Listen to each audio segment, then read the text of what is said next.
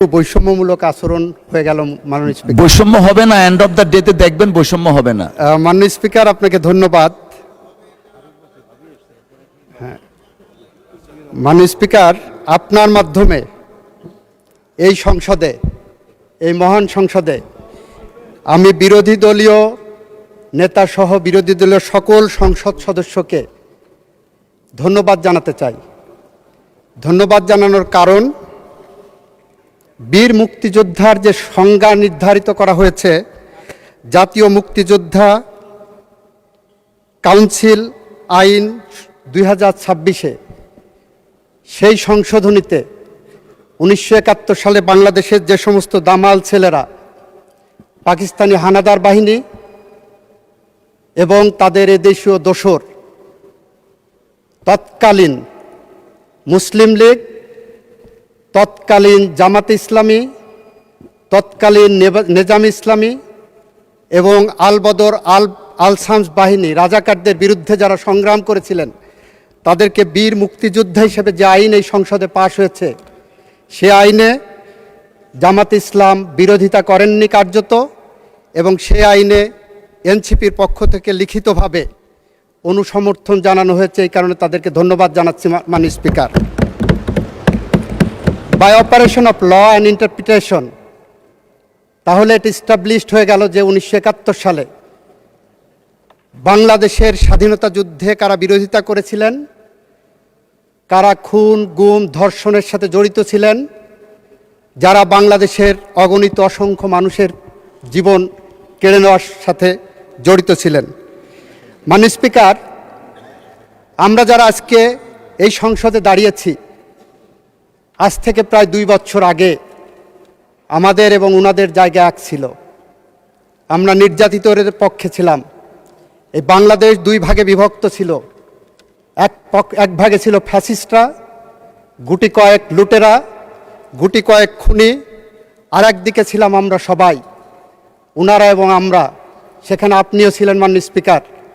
মাননীয় স্পিকার, আমরা মাঝে মাঝে বলি এই বাংলাদেশের যা কিছু শ্রেষ্ঠ অর্জন, তার সব কিছুর সাথে শহীদ রাষ্ট্রপতি জিয়াউর রহমান এবং তার পরিবার জড়িত আছে মাননীয় স্পিকার। মাননীয় স্পিকার, আমরা বলি জুলাই গণ অভ্যুত্থানের মধ্য দিয়ে অর্জিত এই বাংলাদেশে যে সংসদ গঠিত হয়েছে, এই সংসদ আগামী দিনে একটি বাংলাদেশ গড়তে চায়, যে বাংলাদেশ 71-এর মুক্তিযুদ্ধের চেতনার মধ্য দিয়ে অর্জিত এই বাংলাদেশে আমরা যাতে 90-এর গণ অভ্যুত্থান এবং 24-এর গণ অভ্যুত্থানকে ধারণ করে, চেতনাকে ধারণ করে আমরা এগিয়ে যেতে পারি। মাননীয় স্পিকার, মাননীয় স্পিকার, আমরা বিশ্বের দেশে দেশে দেখেছি বিপ্লব ঘটেছে, ফরাসি বিপ্লব ঘটেছে, জুলাই বসন্ত এসেছে, আরব বসন্ত এসেছে, অরেঞ্জ বসন্ত এসেছে। সমস্ত বসন্তের পরেই সে দেশের রাজনৈতিক দলগুলোর মধ্যে একটি সমঝোতা হয়। সেই সমঝোতার ভিত্তি হয় গণ অভ্যুত্থান, গণ অভ্যুত্থানের চেতনা। কিন্তু আমরা যেটা দেখছি, অত্যন্ত দুঃখের সাথে, পরিতাপের সাথে আমি লক্ষ্য করলাম, গতকাল জাতীয় সংসদে একটি লিফলেট পেলাম মাননীয় স্পিকার। সেই লিফলেটে ওনারা 11 দলীয় জোটের পক্ষ থেকে একটি লিফলেট দিয়েছেন, বিরোধী দল কেন সংস্কার চায়। সেখানে কয়েকটি পয়েন্ট দিয়েছেন। এই পয়েন্টের মধ্যে কোথাও জুলাই সনদের কথা বলা নাই মাননীয় স্পিকার। এখানে বলেছেন গণভোটের কথা। ব্যাখ্যা করেছি, জুলাই সনদ থেকে গণভোটকে ডেভিয়েট করা হয়েছে। That is a fraud on the constitution and that is a fraud on the law. এটা আমরা বলেছি। এখানে কোথাও জুলাই জাতীয় সনদ, যেটা 33টি রাজনৈতিক দল স্বাক্ষর করেছিলেন, তার কোথাও নাম চিহ্ন এখানে নাই মাননীয় স্পিকার। এটা পড়তে যে মনে হলো 33-এ পাশের একটা থিওরি আছে মাননীয় স্পিকার।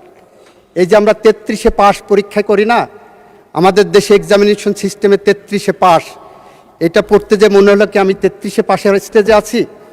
33-এ পাস আসলো 1858 সালে। এই উপমহাদেশে যখন ম্যাট্রিকুলেশনের পরীক্ষা শুরু হবে, সেই সময় কতই পাস হবে নির্ধারণ করতে পারছে না। তখন ব্রিটিশ শাসক ছিলেন। ব্রিটিশদের কাছে পাঠানো হলো যে 33-এ কততে পাশ হবে, তখন ব্রিটেনে পাশের মার্কস ছিল 65 নাম্বার। ব্রিটিশরা মনে করতেন এই উপমহাদেশের মানুষ ব্রিটিশদের থেকে অর্ধেক বুদ্ধি ধারণ করে, তাই ওনারা 32.5 নাম্বারে পাশের মার্কস করলেন মাননীয় স্পিকার। ওখানে ছিল 65, এখানে হলো 32.5। 4 বছর পরে 1862 সালে এটা 33 করা হলো। আমার মনে হচ্ছে ওনারা এমনভাবে লিখেছেন, আমি কি সেই 33 পাশের মতন ওনাদের থেকে এখন অর্ধশিক্ষিত আছি? যেখানে মাননীয় স্পিকার জুলাই গণ অভ্যুত্থান, জুলাই সনদের কোনো শব্দ এখানে ওনাদের সুপারিশের মধ্যে নাই মাননীয় স্পিকার। এটা অত্যন্ত দুর্ভাগ্যজনক এবং দুঃখজনক। মাননীয় স্পিকার, এখন যদি বলি যে এটা কবে হবে, তাহলে ফিলিস্তিনি জাতীয় কবি মাহমুদ দারুইশের একটি কবিতার কথা মনে পড়ে। ওনারা কবে এটা শুভবুদ্ধির উদয় হবেন? মাহমুদ দারুইশের প্রেমিকা তাকে জিজ্ঞাসা করেছিলেন, মাহমুদ আমাদের দেখা হবে কবে? উনি বলেছিলেন যেদিন যুদ্ধ থামবে। প্রেমিকা জিজ্ঞাসা করলেন, যুদ্ধ কবে থামবে? উনি বললেন যেদিন আমাদের দেখা হবে।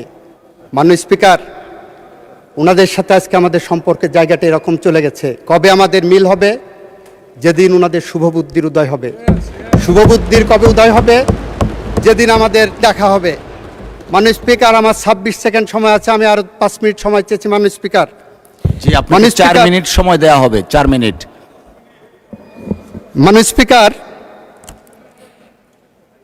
আমরা এমন একটি সময়ের মধ্য দিয়ে পার হচ্ছি, যে সময় এই সংসদে আমাদের কথা বলার কথা ছিল মধ্যপ্রাচ্য যুদ্ধ, যে সময় আমাদের কথা বলার কথা ছিল বাংলাদেশের অর্থনৈতিক, 4 মিনিট বাড়িয়ে দেন প্লিজ, 4 মিনিট।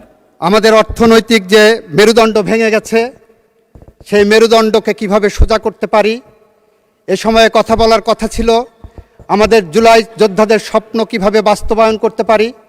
আমাদের কথা বলার কথা ছিল কিভাবে বাংলাদেশের কৃষকের পাশে দাঁড়াতে পারি।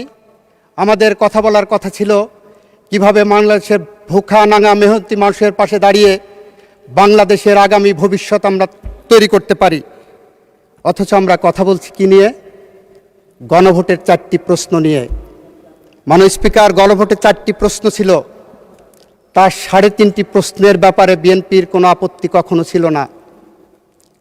বাকি অর্ধেক যে প্রশ্নটা, সে আধা প্রশ্নটা হলো আধা প্রেম আধা প্রতারণা। আধা প্রেম কীরকম দেখাচ্ছেন? আমরা জুলাই সনদ বাস্তবায়ন করতে চাচ্ছি, এটা জুলাই সনদের অংশ। আধা প্রতারণা হলো জুলাই সনদের মধ্যে বলা আছে ওই প্রশ্নটা কখনোই প্রাসঙ্গিক হবে না, বিএনপির জন্য অ্যাপ্লিকেবল হবে না। বিএনপির জন্য অ্যাপ্লিকেবল হবে তার নোট অফ ডিসেন্ট। আমরা সেই কারণে বলছি, ভাইরা আমার, আমরা নির্বাচনের মাঠে, মাননীয় সংসদ সদস্য স্ট্যান্ড কারেক্টেড। মাননীয় স্পিকার, আমি দুঃখ প্রকাশ করছি, নির্বাচনের মাঠে আমাদের নিজস্ব এজেন্ডা ছিল। নির্বাচনের মাঠে যখন মা বোনের কাছে ভোট চাইতে গেছি, তখন শুনেছি বেহেশতের টিকিট নাকি কেউ বিক্রি করেছেন। মাননীয় স্পিকার, আমি নিজে কানে শুনেছি, আই এম দ্য উইটনেস। দ্বিতীয়ত, আপনাদেরটা শুনবো। মাননীয় স্পিকার, আপনার মাধ্যমে বলতে চাচ্ছি, যদি ভুয়া হয়ে থাকে, প্লিজ আপনারা কথা বলবেন না। যদি ভুয়া হয়ে থাকে মাননীয় স্পিকার, তাহলে ধন্যবাদ জানাচ্ছি। তাহলে জাতির কাছে যারা বলেছিলেন ধানের শীষা দাঁড়িপাল্লায় আসলে বেহেশতের টিকিট পাওয়া যাবে, তাহলে আজকে তারা স্বীকার করছেন তারা বেহেশতের টিকিটের ধারক নহে। মাননীয় স্পিকার, আমাদের আজকে কথা বলার কথা ছিল ফ্যামিলি কার্ড নিয়ে, কিভাবে আরও বেশি পরিশীলিতভাবে ফ্যামিলি কার্ড 4 কোটি মানুষের কাছে পৌঁছে দেওয়া যায়। ওনাদের উচ্চারণ করার কথা ছিল ফ্যামিলি কার্ডের বিরুদ্ধে কোনো অনিয়ম হচ্ছে কিনা, কোনো দলীয়করণ হচ্ছে কিনা, কোনো দুর্নীতি হচ্ছে কিনা, সে মর্মে কোনো আলোচনা নাই মাননীয় স্পিকার। কৃষক কার্ড নিয়ে, কৃষকের ভাগ্য নিয়ে কোনো আলোচনা নাই মাননীয় স্পিকার। মাননীয় স্পিকার, ইমামদের জন্য ভাতা চালু করা হয়েছে, আমাদের মাননীয় প্রধানমন্ত্রী করেছেন, সেই মর্মে কোনো আলোচনা নাই মাননীয় স্পিকার। ধন্যবাদ নাই।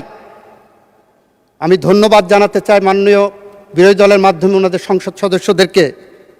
এই সংসদ মাঝে মাঝে নির্জীব হয়ে গিয়েছিল, মাঝে মাঝে অনাহুত কারণে উইদাউট এনি রিজনেবল গ্রাউন্ড ওনারা বয়কট করেছেন, উত্তেজনা সৃষ্টি করেছেন। এখনও যেমন উত্তেজনা সৃষ্টি করলেন, এতটুকু যদি না থাকে, প্রেমের কি স্বাদ বলো যদি কাটা না থাকে।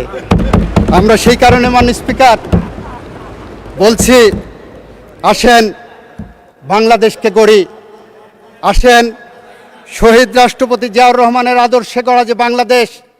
আপনাদেরকে ধন্যবাদ জানাই, অনেকে শহীদ রাষ্ট্রপতি জিয়াউর রহমানের আদর্শের কথা বলেছেন, খালেদা জিয়ার কথা বলেছেন। আসেন সেই স্বপ্নের সিঁড়ি বেয়ে হেঁটে চলি। যদি আমরা ব্যর্থ হই, তাহলে কবি হেলাল হাফিজের ভাষায় আমরা উত্তর পুরুষের ভীরু কাপুরুষের উপমা হয়ে থাকব। নিশ্চয়ই আপনারা সেটা চান না, আমরা তো চাই না। আসেন সেই পথ ধরে হাঁটি।